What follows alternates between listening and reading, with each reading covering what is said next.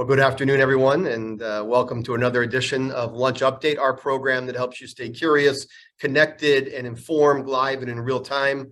A special welcome today to those of you who are joining us via live stream on Wisconsin Eye. We're happy to have you with us here today.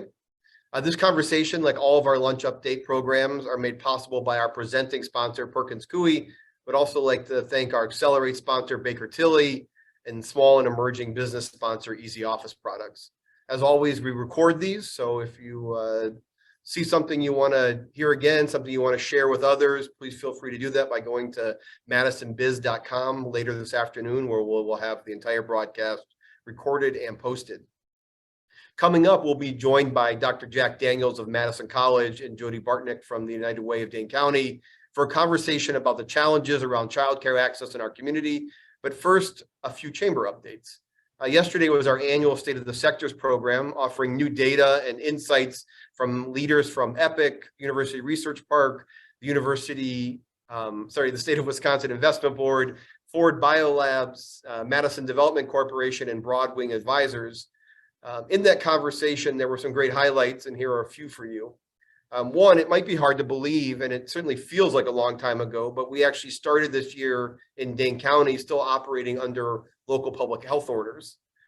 If the theme from last year was about recovery, then this year is certainly about the idea of return. And can we return to pre-pandemic levels of employment growth, workforce, and mobility? Some of the hardest hit industries have had significant job gains, but we still have not met those full pre-pandemic levels that we all aspire to get to. And the same is true for mobility metrics when looking at utilization of parking ramps downtown in Madison, our pedestrian counts, passenger traffic at the Dane County Regional Airport, all making progress, but still off from those 2019 marks. On the plus side, regarding the airport, load count does remain strong and demonstrating a high demand for return to several popular business destinations that went away during the height of the pandemic. And so we hope to see more of that in the coming year, where some of those directs that we have built over the last decade start to return, and we can continue to have one of the fastest growing and best connected mid-size airports in the country. There continues to be strong positioning in the STEM fields in particular, with nationally competitive concentrations in tech and life science employment among scientific research and development, pharmaceutical medicine, manufacturing, and software, to name a few. Also highlighted at State of the Sectors was a new report from LinkedIn Research that showed Madison having the highest rate of new hires among Gen Z workers in the country, showing a continued trend of the region being a competitive place to start your career. And the good news and all of that, the silver lining, is that while expectations on return may need to recalibrate in the short term, that the Madison ecosystem is as strong as ever, with more examples of industry partnership, entrepreneurial development, and social connectivity that's boosting economic productivity and livability. You can read the full recap and certainly more about what was said and discussed at State of the Sectors in our Beam newsletter, which will be going out today. And you can look for coverage from the Capital Times, NBC 15, and WIS Business. If you're feeling social in this festive time of year, we invite you to join us for our final big night out of the year on Wednesday, December 7th from 4 to 6. For this event, you will enjoy drinks, appetizers, and great conversation, and explore the Arts and Literature Lab, affectionately known as Artlit Lab, which is a community space supporting visual and literary arts, music and performance, arts and education on South Livingston Street. Thanks to Accelerate sponsors Catalent and Kraus Anderson for supporting this event. Admission is free for all chamber members, and you can go to our website at madisonbiz.com to register. And now for our guests. Joining us today, Dr. Jack Daniels, who's been on the show before, has more than 30 years of higher education experience, including more than 20 years as a community or technical college president. In addition to that experience, he has served 7 years on the Chamber Board of Directors, and Dr. Daniels has had several positions of distinction, including psychology professor, an associate dean of math science, dean of instruction, and the vice president of academic affairs prior to becoming president. Also joining us is Jody Bartnick, who joined the United Way of Dane County as vice president of community impact in April of 2022. Jody brings to the role more than 30 years of leadership experience running a nonprofit and building mutually beneficial community collaborations. Before joining the United Way this year, she spent 16 years at 4C, also known as community coordinated childcare. If you're not familiar with 4C, it's an agency that strives to ensure that every child has access to high quality early care education through integrated support and expertise. Welcome to both of you. Thanks for joining us today. Zach, thank you.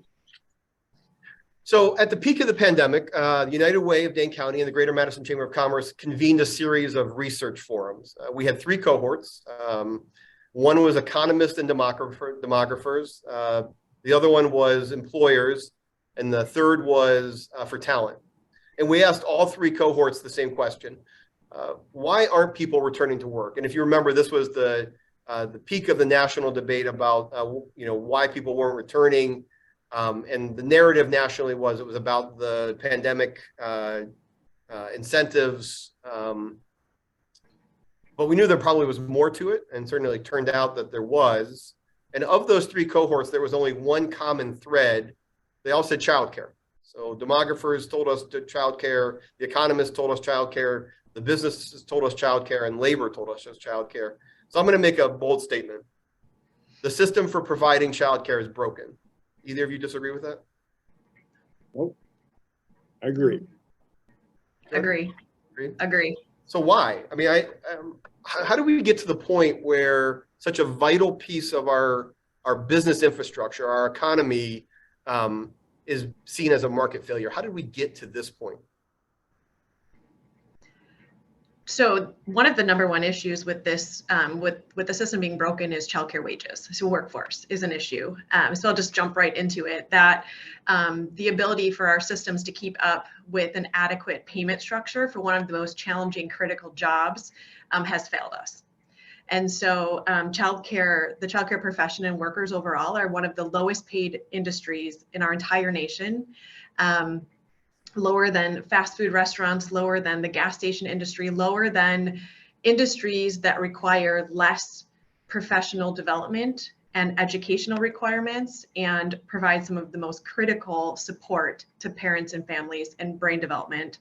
And so wages, number one, is one of the number one issues why this system is broken. And I would agree with that, because as you think through that whole industry, the childcare industry, there's a huge lack in terms of workers. We know over the last decade, we've lost 43% of workers within the state of Wisconsin, in the city and the county, and 43% statewide. And we're not engaging folks who want to go into this industry because of the low wages that are being paid.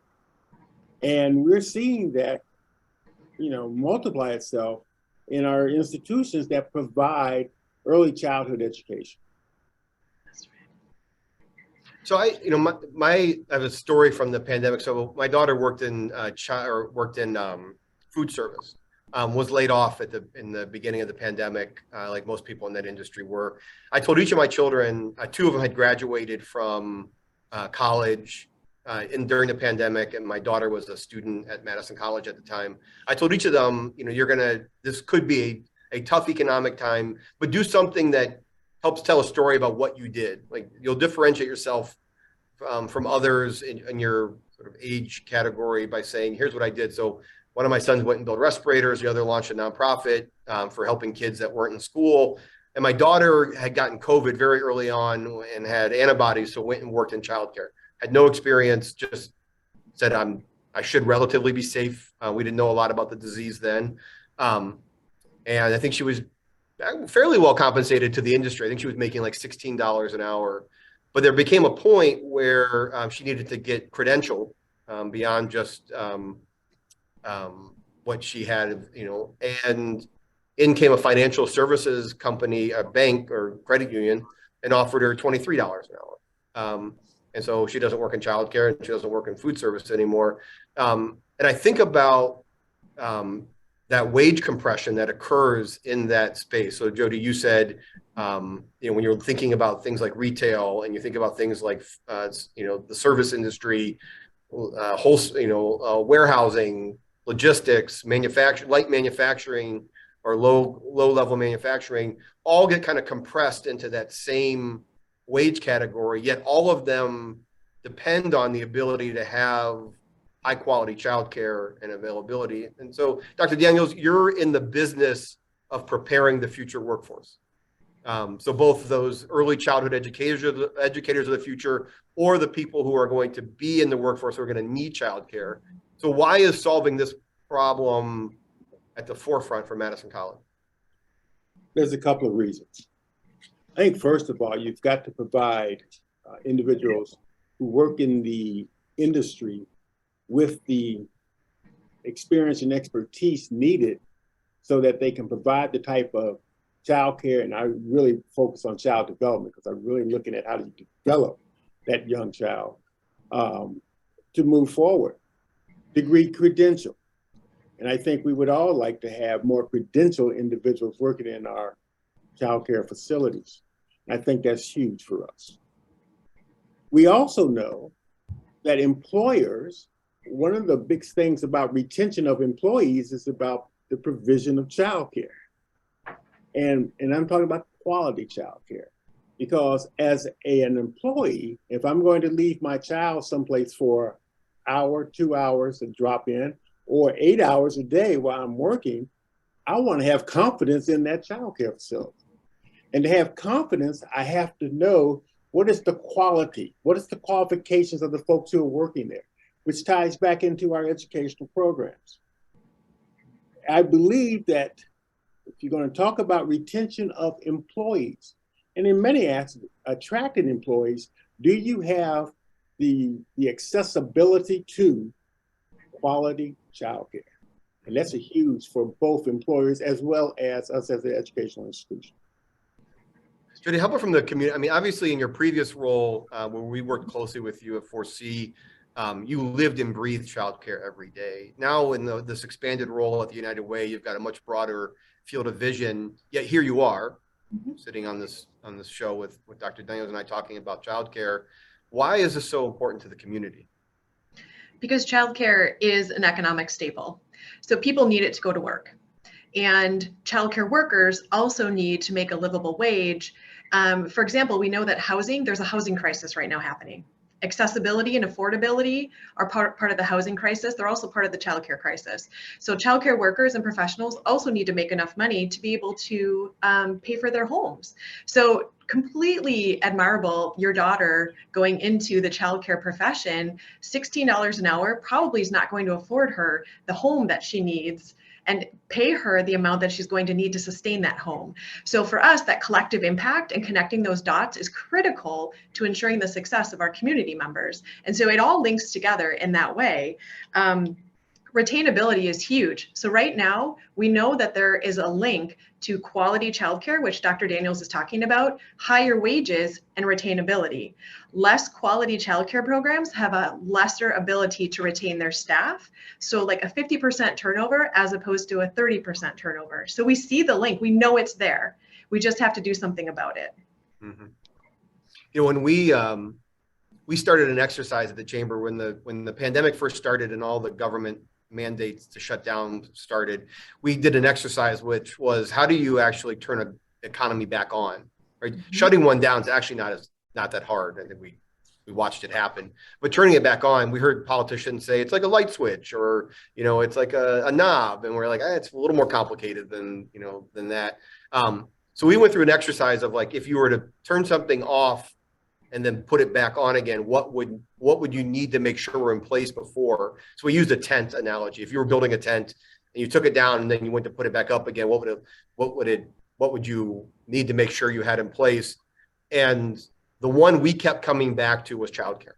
Every time we took the tent down and put it back up again, we kept coming to this. If we don't figure out childcare more than anything else, we are not going to turn the economy back on in a way that's productive or long-term efficient. So even when the SBA administrator came to Madison during the height of the pandemic and said in a room with 12 business leaders, what's the one thing you want? We said, figure out childcare, right? Whatever you need to do to put resources behind it. Same thing when the county exec called and said, this is pre all the federal dollars. He said, I have $3.5 million.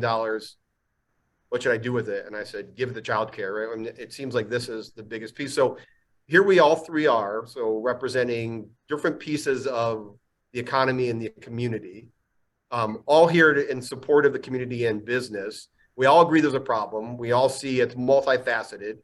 So what are we gonna do about it? I mean, are there things that, as you look out nationally in your respective areas, that are models that we should be thinking about, not just in Dane County, but in Wisconsin, to actually start to not just talk about the problem, but get to the job of fixing it? Mhm. So I think talking about it is the place to start. So number one, I still am amazed by the folks that don't understand that this is an issue.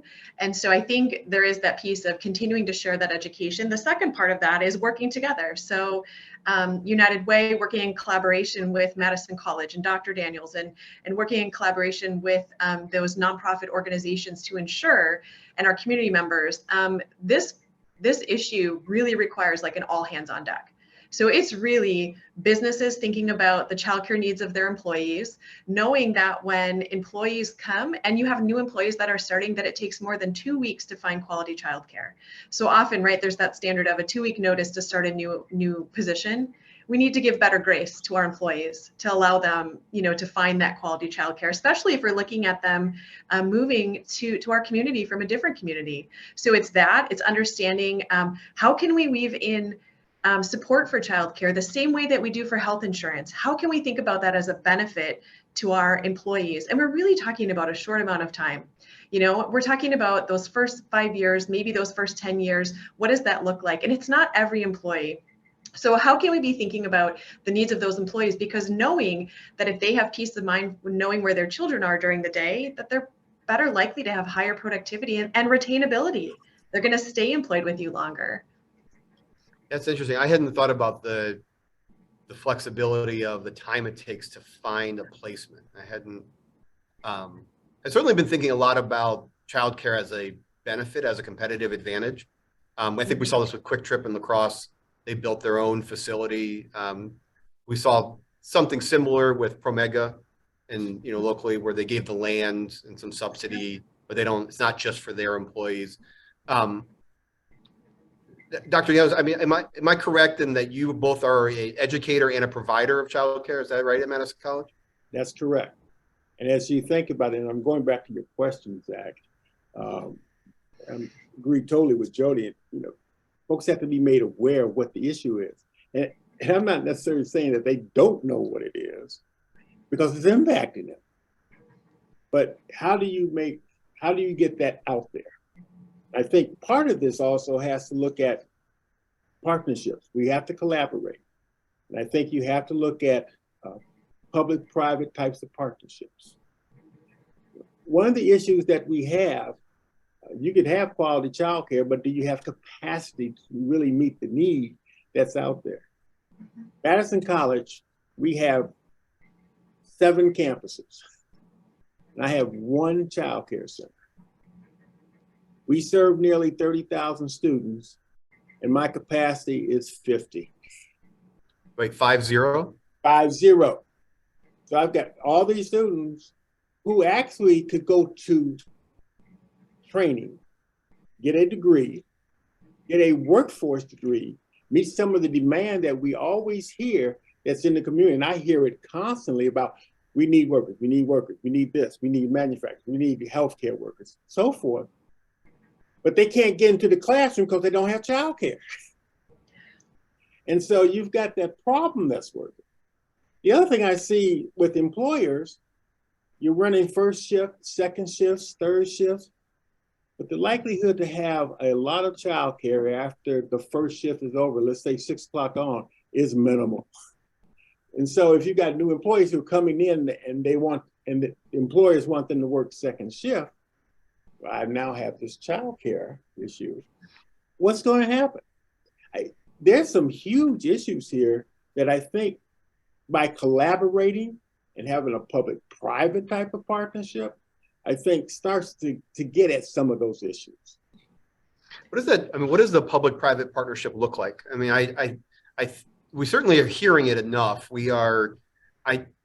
I know, and a lot of businesses are logged in today and listening. And so a lot of executives hopefully either are thinking about it, which is why they joined today, or want to better understand how to solve for it. But if we know it's a challenge and an opportunity, right? So businesses can lean in and think about what a public-private partnership.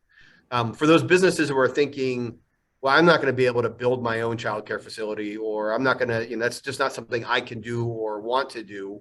What does that public-private partnership look like? I mean, really, how do we start to get to a tangible result, like to get to something that really starts to move the needle? Because if you're telling me that you only have 50 spots, even if we doubled that, it's only 100. I mean, we're not, and so like, what does it really take to eat the elephant here? And from our perspective, when we're looking at this, and we have looked at least for the last year and a half, is how can we meet some of that need? We know we train quality folks who go into childcare, but they got to have placements too. We know we need childcare capacity, just like businesses do. So how can we work together? And I'm not asking a business to build something. How can we, as a group of partners, build something that we can provide the type of childcare that's going to meet their demand as well as ours? And I think the other element in here that sometimes we don't talk through are community-based organizations. And they have lots of connections with community members, yet they don't have that capacity either. So how do we build all three of them together? And then see how we scale it. Because one unit is not going to do it. Madison College is not going to do it by themselves. We're not going to solve the issue. It takes all of us to at least make a dent in the issue. Right. And there's lots of ways, businesses can subsidize. We had some examples earlier. They can subsidize buildings, they can subsidize rent, they can subsidize, I've heard examples of subsidizing heat for childcare programs. So there's lots of really creative ways that businesses can step in and communities can step in and help offset those costs, because there's a tremendous amount of operational cost that goes into running childcare programs. And so, there's that piece. And then it's also partnering with, you've got Madison College has a history of providing quality training to really get folks trained and provide that quality care, making sure that we're training folks in their first language, making sure that we're providing accessible materials. And so I think there are lots of creative ways that we can think about what that model could look like. I think, the first part is that people have to recognize that they can be part of the solution. And so they have to understand that this is a need, and this is something that we have to be thinking about, both from the standpoint of economic value to allowing people to go to work. Countless times we hear that folks can't take jobs because they can't find care. And infant toddler care is really hard to find, really hard to find. And so it's heartbreaking to think that people have to pass up jobs because they don't have care. And so we have to recognize that this is an issue. It's an issue even if you don't have children. It's an issue because you have an employee, because you have a business, because in the future, that the investment's going to pay off. And so we have to recognize that we can be part of the solution. If we're thinking about building capacity, right? So, I think we've got a double market failure, truly. Or we've got the first market failure, which is one we talked about, where wages don't keep up with the industry, right? Where we know we need it, we know it's a piece of that tent, and yet, my daughter, again, the perfect example, right? Like, is impossible to keep her in the industry, or to your point, Jody, even if she had stayed in the industry, she wouldn't be earning enough to be able to have to live in the market and thrive in the market.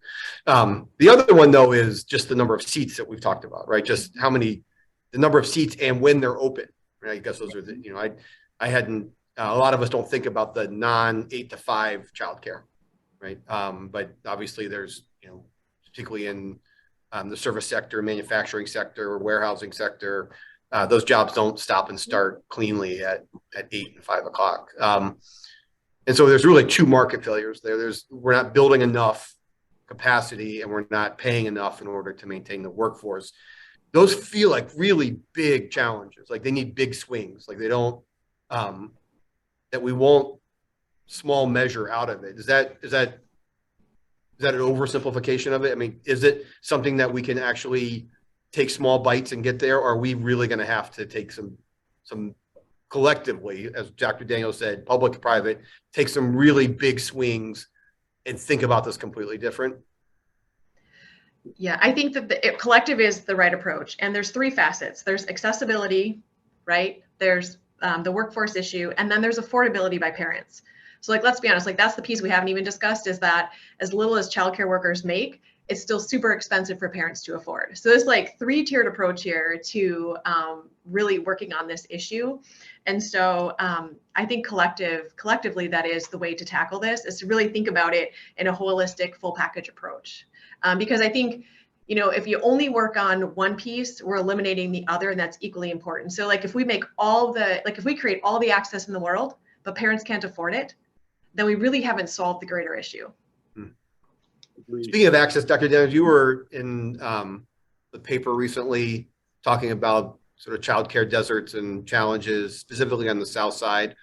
What does that look like? I mean, what does that, when you think about service holes, what does that look like from a Madison College standpoint? What problem are you trying to solve there when you think about these voids? I think the problem that we're trying to solve, I think, period, is about affordable childcare, affordable quality childcare that allows folks to move toward their goals. For us, it's moving forward in the educational process. For employers, it's actually being employed and not have to worry about what's happening with my child today. But at the same time, being able to develop that child along the way. And sometimes we lose that. And lots of folks think about childcare. It's like, I want to drop someone off and then I'll come pick them back up. No, it's about what happens during that time they're in that facility. What's the education that's being provided? Because you're also developing them as they move forward. And I think that's a key element. And it happens, it's important to happen in the community. And we have this huge desert, especially on the south side of Madison. And not to say that it doesn't exist on the north side as well. But it's how can we work together, going back to that collaboration, to try to focus in on this need. I'm glad you said that. I couldn't agree more too. I mean, we haven't really talked about the development piece of that, and the brain development and the foundation that occurs when these children are in quality care and what that looks like is so important. And that's why this issue is so critical, and just there's so many facets to it. It's hard to focus on just one piece of that. We have a question from the audience, which I think is an interesting question. And so if you're in the audience and have a question, please just throw it into the chat and we'll look at it. Unfortunately, if you're on Wisconsin Eye, we wouldn't be able to receive it. But if you're on the Zoom call, just go ahead and throw it in the chat.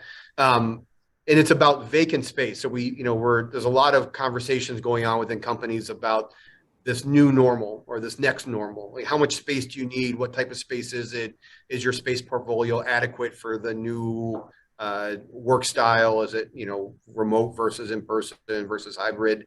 So organizations that are currently thinking about their mix of real estate, is that an opportunity? So the question from a viewer is, what are your thoughts about how property owners, companies, and organizations that have vacant or underutilized real estate could help with this problem? I think that's an excellent idea, is to look at what can be done in those vacant spaces, understanding that you're still going to need resources to outfit those because you have licensing issues that you're going to have to address as well. And how is that facility going to be designed or remodeled, if you will, to meet those needs that those students are going to have? And I'm talking about those young children. We talk about one of the biggest needs here are infant care. And that's completely different when you think about the care that's for that toddler or for that person who's 4 and 5. And what does your facility need to look like, and what does it need to have to address the issue of infant care? And, those things we would have to work through. But I think that the idea really has a lot of legs and good viability. Yeah, and I think it's modeling it after the needs of your like the businesses around you too. So second and third shift care is a huge need. And so when you're thinking about that, and transportation too. And so it kind of, again, the collective approach to how we're making sure that our community members are successful. So I think it's great if there is land available and resources and space available. There is also that sustainability piece to think about. So while you say, here's a piece of property that we can help you with, it's thinking about, again, the wage issue and the sustainability piece of what the teaching workforce looks like.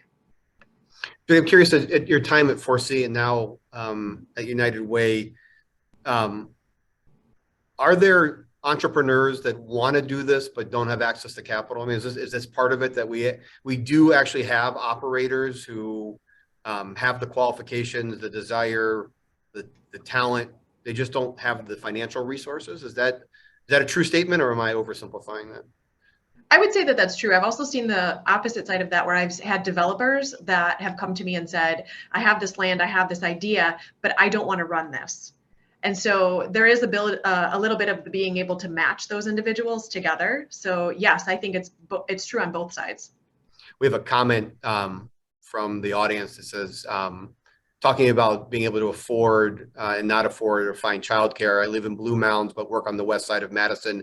My husband and I drive to Bellevue to take our son to childcare to find an affordable location that's also quality. And so you think about the illogical routes that people will take. So to your point earlier, Jody, about housing prices pushes people out, and now it creates different behaviors, transit behaviors. And now childcare is an added behavioral change that people will take a squiggly line in what could have been a straight line. Absolutely. Mm-hmm.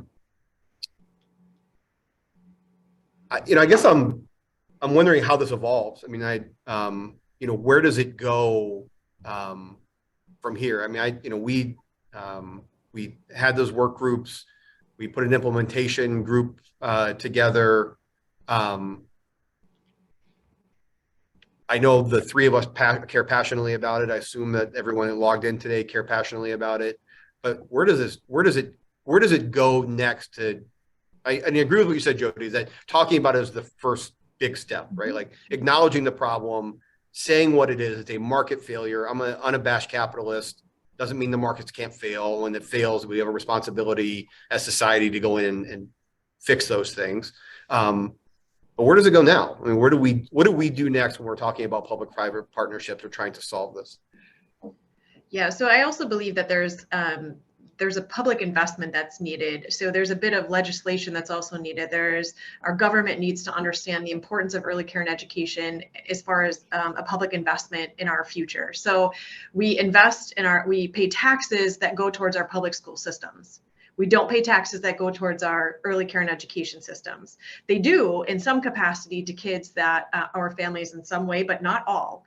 And so the tricky part is that school systems are set up in a way that's geographically fits where your house is. But just like you mentioned earlier, people live in certain parts of, and they commute to different areas. And so childcare is a much more specific need for families. And again, then second and third shift care is part of that. But I do believe that it is the part of businesses, but also the part of our legislation and our government to actively be involved in helping to fund like this crisis.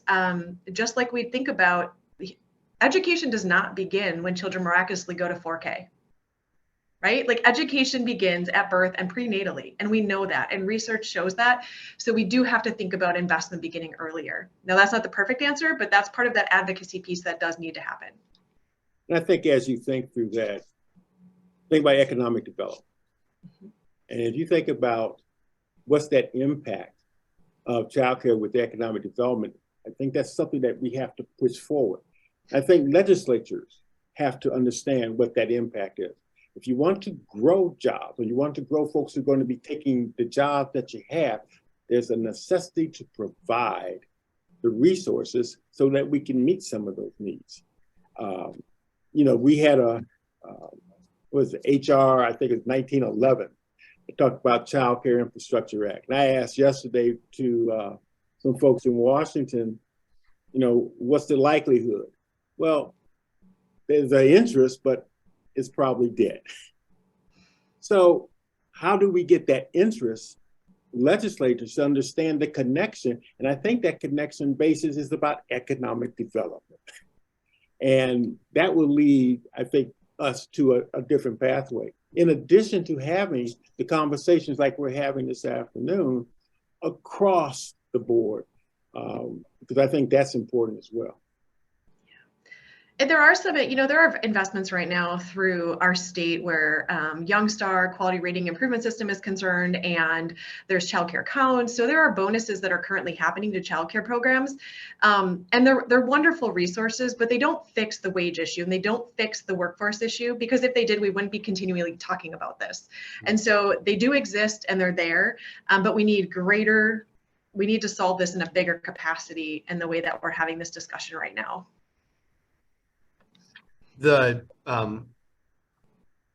mean, I guess if we're going to think big, we have about 5 more minutes. I mean, let's, if we were to take a big swing, as a community, is it too bold to say that this is something that Wisconsin, or specifically Dane County, could put itself on the map of creating a model that, could be replicated? Is that too bold of a statement, that with the right public-private partnership, with the government leaning into it, with business leaning into it, with education and nonprofits leaning into it, is that too bold to say that we could solve this problem and become a model for the country? I don't think it's bold at all. And I think that is really a good way to move. How do we channel our energies to meet some of those needs? I've looked at numbers of communities across the country, and that public-private type of partnership, I haven't seen a lot of that. And I think that we actually could be a model that could be scaled in other communities, and communities within our own state. They could actually do that as well. Yeah, I agree. We know research shows the return on our investment for early care and education is like $1 to $16. If we knew that we were going to buy stock for something that would return us that same level of investment, we would all do it. So it's astounding to me that we know the research, it's there, it's proven, and we're still like having this conversation. It's fascinating. And so I agree that it absolutely can be done. We just all have to be on board for it. I guess as I think about it, we measure and put pressure on making sure housing keeps up with demand, making sure that road capacity, at all levels of government, keeps up with demand, right? So we had 73,000 people move into Dane County in the last census, which the DOA numbers, so the Department of Administration numbers, in 2010 said that by 2040, that we would have 150,000 new people. So we've already gone through half in just 10 years. There's no sign of slowing down. In fact, everything points towards more acceleration. And so, we're actively keeping track of, well, how many new housing units are coming online? Can we house people? Will the transit infrastructure, will there be enough bus space, BRT? Will all those things allow us to move people? Yet, I guess most businesses, most economic developers, most government leaders probably couldn't tell you what the shortage is. I couldn't tell you. I know there's a shortage, but I couldn't tell you what the shortage is when it comes to childcare. And so it feels like this needs to move into that same level, that same equation that says this is as important, if not more important, than things like housing and transportation when it comes to thinking about the workforce of the future. It is critical. And there's a part of early care and education that continually does not get the same level of respect that other industries get. And I cannot put my finger on why that exists, but somehow there's this notion that caring for children is less than something else. And that is the underlining thing to all of this that we still haven't, we don't have enough time in the world to address that right now, but that exists and it's true. And teachers in the field do not get the same level of respect that teachers in other industries get. And that's real and it's out there, and we need to eliminate that. And once we get past that and understanding the level of importance that this field brings, then I think we can have that broader conversation. So it's a little early in the year to start talking about resolutions, but let's let's resolve that we're going to do something about this. Okay. So, as we move forward, what do next steps look like? I mean, so Jody, from the United Way standpoint, what is next steps? What do you guys do next to help push this issue forward and keep it at the forefront? So we have an entire portfolio for funding that is geared at early childhood and our multi-generation approach. So we are currently funding programs in this arena in collective impact aligned with housing and other investments in the community. So really looking at that holistic approach to making sure that families are on the path to well-being and individuals are on the path to well-being. And for us, it's also working collaboratively with Dr. Daniels and Madison College and really understanding that it takes an entire village to move that needle forward. Dr. Daniels, what's your resolve? Yeah, our next steps are, we got a WIG grant about 9 months ago, and the majority of that grant's focusing on childcare, and we are going to be pushing that as well. But it's also the conversations with our local business leaders, our CBOs, and trying to get on the same page of how we actually can at least start to address this issue of capacity, and then start to move toward the types of resources and where we would actually gain those resources from. Well, on our end, I'll say we're going to resolve to, we'll continue to travel to DC to make sure there's money for these types of things, but we're heading into a mayoral election and all 20 city council seats are open in the Madison area. And so we'll make sure that this becomes a conversation that what is the role of government, business, and community when it comes to solving this problem? And I'd love to be able to look back a decade from now, 5 years from now, and saying there is actually a thing called a Madison model, where this is how you solve childcare for the rest of the country. I want to thank both of you for joining us today, for being part of this conversation, for having been part of the conversation and leading. The reason why you're on the show today is because you are two people that we know have been not just talking about, but actually doing the work. So thanks for that and the continued commitment. I want to thank all of you for attending and joining us today, particularly those joining on Wisconsin Eye. It's nice to have you with us today, to have a statewide audience. I also want to thank our presenting sponsor, Perkins Coie. I hope everybody has a wonderful rest of the holiday season. If we don't see you before the next year, we'll see you in the new year. Take care. We'll see you soon. Thank you. Bye.